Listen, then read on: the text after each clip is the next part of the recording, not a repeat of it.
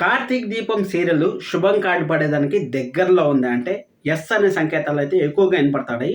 అసలు ఎందుకు ఈ మాట చెప్పాల్సి వస్తుంది ఏమంటే కార్తీక్ దీపంకి నెగిటివ్ కామెంట్స్ అనేది చాలా చాలా ఎక్కువైపోయాయి. లాస్ట్ వీక్ కానీ మనం చూసుకున్నట్టయితే అసలు స్టోరీ దాసేటప్పుడు ముందు ఎపిసోడ్లు చూసుకుంటారో చూసుకోలేదో అనేసి ఒక డౌట్ అయితే వస్తుంది. పారిజాతం గారు కాంచనా గారికి అయితే ఫోన్ చేశారు. ఫోన్ చేసి నీకు ఎవరు పుట్టాలనుకుంటాడో అంటే మనవరాలు పుట్టాలనుకుంటాడో మనవాడు పుట్టాలనుకుంటాడో అంటే అక్కడ 100 సార్లు కాదు కదా, 1000 సార్లు అయితే మా అమ్మే పుడతా ఉంది దీపా కడుపులో, మా అమ్మే పుడతా ఉంది దీపా కడుపులో అనేసి 10 సార్లు కాదు 100 సార్లు అయితే చెప్పింది. ఆ 100 సార్లు చెప్పినా కానీ మళ్ళీ ఒక అమ్మాయి ఉంది కదా ఆల్రెడీ, అబ్బాయి పుట్టాలనుకుంటాను అనేసి ఎలా చెప్తారు అనేసి నాకైతే పెద్ద డౌట్ అయితే వచ్చింది. అలాగే శ్రీధర్ గారి విషయంలో కూడా మనం చూసుకున్నట్టయితే ఇక్కడేమో కాంచనా గారు నాకు కావాలి నాకు కావాలి నాకు కావాలి, నా భార్య నన్ను యాక్సెప్ట్ చేయాలి, నా భార్య నన్ను యాక్సెప్ట్ చేయాలనేసి అంటారు. కానీ ఈరోజు ఎపిసోడ్ చూసుకున్నట్టయితే నా భార్య నన్ను యాక్సెప్ట్ చేసినా కానీ నేను వదిలేసిపోను కావేరి అనేసి అక్కడ కావేరి గారికి అయితే మాటలు చెప్తా ఉంటారు.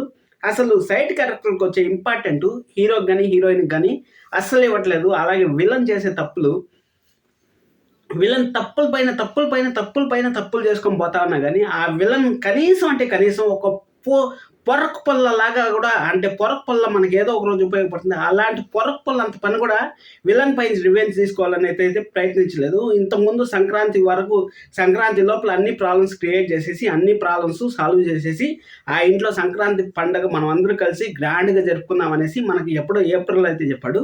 ప్రతి ఒక్కరు మనం అయితే ఆలోచించాం, అబ్బా సంక్రాంతి ఇంక తొందరలోనే వచ్చేస్తుంది, సంక్రాంతి వచ్చే కొద్దికి దీప అసలు వారసురాలని తెలుస్తుంది, ఇంకంతా హ్యాపీ మూమెంట్స్ ఉంటాయి అనుకునే లోపల స్టోరీ లేనప్పుడే మీకు మళ్ళీ చెప్తాను, తెలుగు టీవీలో తెలుగు టీవీ సీరియల్ చరిత్రలో స్టోరీ లేనప్పుడు మాత్రం హీరోయిన్ అయితే ప్రెగ్నెంట్ అవుతుంది. మనం చూస్తూనే ఉన్నాం ఎన్ని సీరియల్లో దాదాపు పెళ్ళి అయ్యేది ఫస్ట్ ఎపిసోడ్లో పెళ్ళి అయిపోయినా కానీ, ఫస్ట్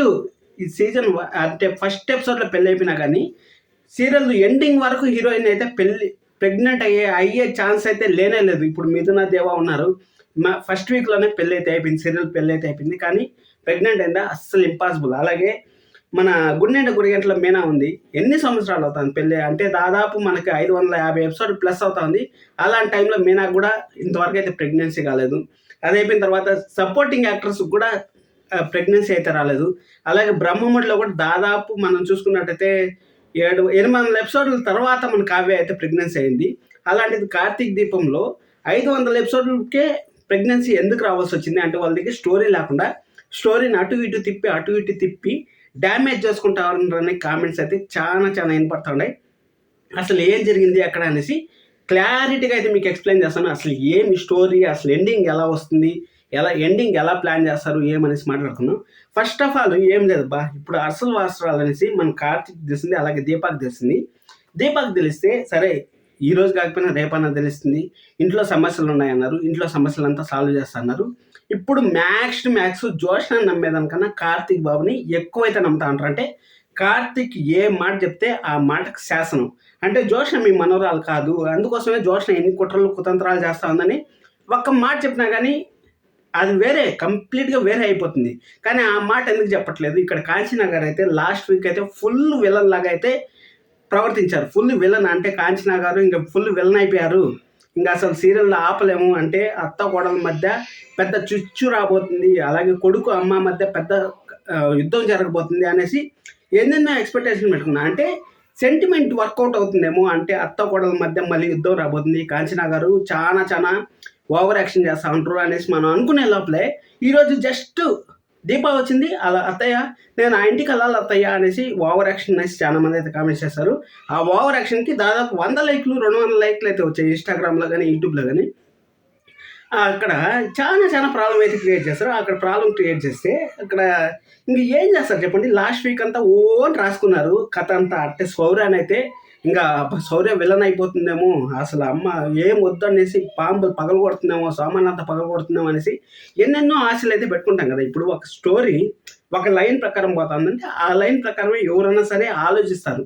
అలాగే ఇప్పుడు కాంచనా గారు డిసప్పాయింట్ అయితే ఫస్ట్ ఎపిసోడ్లో అయితే డిసప్పాయింట్ అయ్యారు, సెకండ్ ఎపిసోడ్లో మన కాంచనా గారు డిసప్పాయింట్ అయ్యారు, ఇప్పుడు శౌర్య కూడా డిసప్పాయింట్ అవుతుంది. శౌర్య వల్ల అక్కడ దీపాకి అయితే ఆ ప్రెగ్నెన్సీలో ప్రాబ్లం వచ్చింది అనేసి శౌర్యకి పారిజాతం గారు ఎక్కించారు. అంటే ఎపిసోడ్ల కోసమే తీస్తా ఉంటారా సీరియల్ని అనేసి కొంచెం డౌట్ అయితే వస్తుంది. ఆ క్లారిఫికేషన్ చేద్దాం అనేసి మీకైతే చెప్తాను.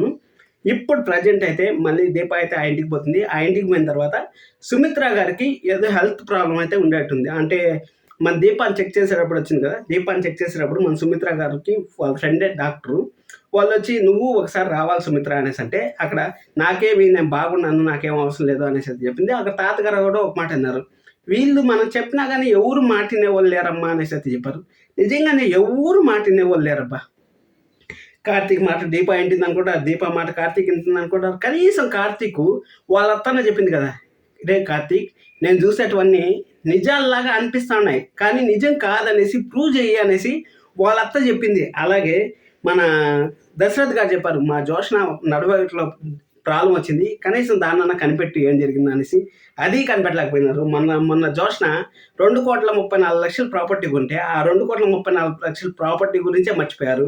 అలాగే షూట్ చేసింది ఎవరు, షూట్ చేసింది మర్చిపోయారు. అలాగే దీపాన్ని కత్తితో పొడిచింది ఎవరు, అది మర్చిపోయారు. అన్ని పాయింట్లు మర్చిపోయి జోష్నకైతే లీడ్ ఇస్తానే ఉంటారు. కానీ జోష్న చేసే పనులు, కుట్రలు, కుతంత్రాలు కంటిన్యూ అవుతున్నా కానీ కనీసం ఒక్క రోజున జోష్న చేసే తప్పున బయటపడతా ఉంటారా?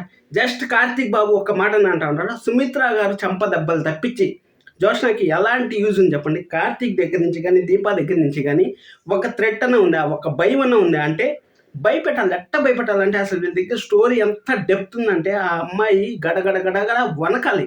ఎందుకంటే వారసురాలు కాదనేసి జోష్నకైనా తెలియాలి. జోష్నకు తెలిస్తే అప్పుడు వాళ్ళ ముందర తిరగాలన్నా కానీ గడగడ వనకాలి. ఆ వణికితేనే కదా మనకు బాగుంటుంది. 24 గంటలు విలన్ని పై చేసుకుంటా సైడ్ క్యారెక్టర్ని పారిజాతం గారిని ఫోన్ చేపించి, నీకు మనవరాలు కావాలనుకుంటాడావు, కొడుకు కావాలనుకుంటాడావా అనేసి అడగడం, మనవాడు కావాలనుకుంటాను. అక్కడే మీరే చెప్పారు, కళ్ళలో చూపించారు, నేను మళ్ళీ వస్తాను మీ ఇంటికి అనేసి పర్టికులర్గా చూపించారు. అందరి ముందర ప్రెగ్నెంట్ అయ్యింది. మా అమ్మే నా కొడుకు రూపంలో, నా కోడల రూపంలో మా అమ్మే వస్తుంది అనేసి అంత బాగా చెప్తే, మళ్ళీ ఎలాగ మాట్లాడతారో మాట మార్చేసి ఈ మాటలు మార్చేయడం వల్ల చాలా డిసప్పాయింట్ అయితే అవుతున్నాను. అలాగే శ్రీధర్ గారు చాలా ల్యాగ్ అయితే చేస్తాను బా. ఆ విడాకులు ఏదో ఒకటి అదొకటి తగ్గొట్టేస్తే బాగుంటుందని నాకు అనిపిస్తుంది. ఎందుకంటే ఈరోజు కాంచనా గారు కూడా మొత్తం మా నాన్నకి ఇష్టం లేదు, మా అన్నకి ఇష్టం లేదు, మా వదినకి ఇష్టం లేదు, నా భర్త కూడా ఇష్టం లేదని పోయి నా భర్త అనేసి ఆపేసి ఏడేమో చూసుకున్నట్టయితే శ్రీధర్ గారు ఏమో ఫోటో చూసుకొని, "కాంచన, నువ్వు లేకపోతే నేను లేకపోతున్నాను కాంచన, నువ్వు వచ్చేయి కాంచన, నన్ను యాక్సెప్ట్ చేయి కాంచన" అనేసి ఇక్కడేమో కళ్ళబొల్లి మాట్లాడుతూ ఉంటే, అక్కడ మన కావేరి గారు వచ్చేప్పటికి, "మీ అక్క దగ్గరికి వెళ్ళిపోతే నన్ను వదిలేస్తారా అండి" అంటే, "నేను ఎందుకు వదిలేస్తాను, నువ్వు నాకు 2 కన్నులతో సమానం" అంటే 2 కన్నులు అక్క చెల్లెలే సొంతంగా లేరు ఈ కాలంలో, అలాంటిది 2 కన్నులతో ఉంటారా? అసలు డైరెక్టర్ గారికి క్వశ్చన్ మార్కులు అయితే ఉన్నాయి కానీ వాటికి ఆన్సర్లు ఎలాగ ఇవ్వాలనేసి అస్సలు అయితే పోలిక లేదు. ఇప్పుడు సుమిత్ర గారికి హెల్త్ ప్రాబ్లం వచ్చి సుమిత్ర గారు హాస్పిటల్లో పడుకుంటే ఇంకొక 15 రోజులు 20 రోజులు ఆరంగా జరిపేయచ్చు. మళ్ళీ జోష్న అంత లోపల ఏదో ఒక ప్రాబ్లం క్రియేట్ చేస్తుంది. జోష్న ప్రాబ్లం క్రియేట్ చేస్తే ఆ పాపకి ఏమైనా జరగాలి అంటే, కడుపులో బిడ్డకి ఏమైనా జరిగితే నేను విశ్వరూపం చూపిస్తా అనేసి ఉంటుంది. ఆ విశ్వరూపం చూపిస్తుందో లేకపోతే చల్లబడిపోతారో నాకైతే తెలియదు. ఒక విషయం అయితే గుర్తుపెట్టుకోండి, ఎప్పుడైతే మన దగ్గర స్టోరీ లేదో ఆ రోజు మాత్రం హీరోయిన్ అయితే ఖచ్చితంగా ప్రెగ్నెంట్ అవుతుంది. ప్రెగ్నెంట్ అయిన తర్వాత ఇంకేం ఉండవు. ఆల్రెడీ ఒక కూతురు ఉంది కాబట్టి ఆ కూతురుని రెచ్చగొట్టేది సింపుల్గా అయితే జరుగుతూ ఉంటుంది. అందుకోసమే ఈ వారం కూడా ఆశించిన టీఆర్పీ వస్తుందా రాదా అనేసి నాకైతే కొంచెం భయంగానే ఉంది. ఇల్లు ఇల్లాల పిల్లల్లో బల్లి క్యారెక్టర్ అయితే బయటకు వస్తుంది కాబట్టి ఆ సీరియల్ కూడా నెంబర్ 1 పొజిషన్కి వచ్చే ఛాన్సెస్ కూడా ఉన్నాయి. మీరు సబ్స్క్రైబ్ చేసుకోండి, అలాగే లైక్ చేయడం అసలు మర్చిపోద్దండి. కార్తీక్ దీపం ఇప్పట్లో ఎండ్ అవుతుందంటే ఎన్ని నెగిటివ్ కామెంట్స్ వచ్చినా అంత ఈజీగా అయితే ఎండ్ అవ్వదు. నాకు తెలిసినంత వరకు దీప ప్రెగ్నెన్సీలోనే నిజం తెలిసింది. అంటే ఇంక 9 నెలలు మనం పడుతుంది కాబట్టి మీరైతే కళ్ళు మూసుకొని 9 నెలలు అయితే వెయిట్ చేయండి. అంటే దాదాపు జూను జూలై వరకు అయితే వెయిట్ చేయండి. ఖచ్చితంగా ఆ రోజు కన్నా నిజం తెలుస్తుందని నేనైతే ఆశిస్తా ఉన్నాను. ఒకవేళ ఆ రోజు కూడా తెలియకపోతే మీరు మళ్ళీ నెక్స్ట్ ఇయర్ సంక్రాంతికి అయితే ప్లాన్ చేద్దాం. 2027 సంక్రాంతికి అయితే ప్లాన్ చేద్దాం. ప్రజెంట్ అయితే ఎండ్ అయ్యే ప్రసక్తి లేదు. Thank you so much. Love you all.